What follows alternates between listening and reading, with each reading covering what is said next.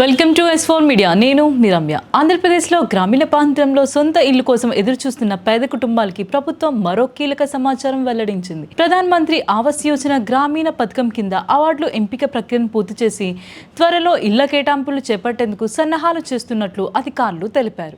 రాష్ట్ర వ్యాప్తంగా ఈ పథకం కోసం గతంలో భారీ సంఖ్యలో దరఖాస్తులు వచ్చాయి. మొత్తం 10,042 లక్షల దరఖాస్తులను పరిశీలించిన అనంతరం సుమారు 9.2 లక్షల మందిని అర్హులుగా గుర్తించారు. ఎంపికైన వారిలో ఇప్పటికే ఇంటి స్థలం ఉండి గృహ నిర్మాణానికి ఆర్థిక సహాయం కోరుతున్న వారు అధిక సంఖ్యలో ఉండగా ఇంటి స్థలం కూడా అవసరమైన లబ్ధిదారులు కూడా ఉన్నారు. అధికారుల వివరాల ప్రకారం సుమారు 7.18 లక్షల మందికి సొంత స్థలం ఉండగా గృహ నిర్మాణ సహాయం అవసరమైంది. మరో 2.2 లక్షల మంది ప్రభుత్వ స్థలం కేటాయింపుతో పాటు ఇంటి కోసం దరఖాస్తు చేసుకున్నారు.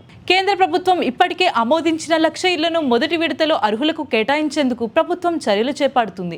మిగిలిన అభ్యర్థుల కోసం కేంద్రం నుంచి అదనపు అనుమతులను పొందిన తర్వాత తదుపరి విడతలో కేటాయింపులు జరగనున్నాయి. ఇళ్ల పంపిణీలో సామాజిక ప్రాధాన్యతకు అనుగుణంగా ఒంటరి మహిళలు, వితంతువులు, దివ్యాంగులు తదితర వర్గాలకు ముందుగా అవకాశం కల్పించినట్లు ప్రభుత్వం స్పష్టం చేసింది. దీంతో గ్రామీణ ప్రాంతంలో సొంత ఇంటి కల నెరవేర్చుకోవాలని ఎదురుచూస్తున్న వేలాది కుటుంబాలకు త్వరలో శుభవార్త అందే అవకాశం ఉంది.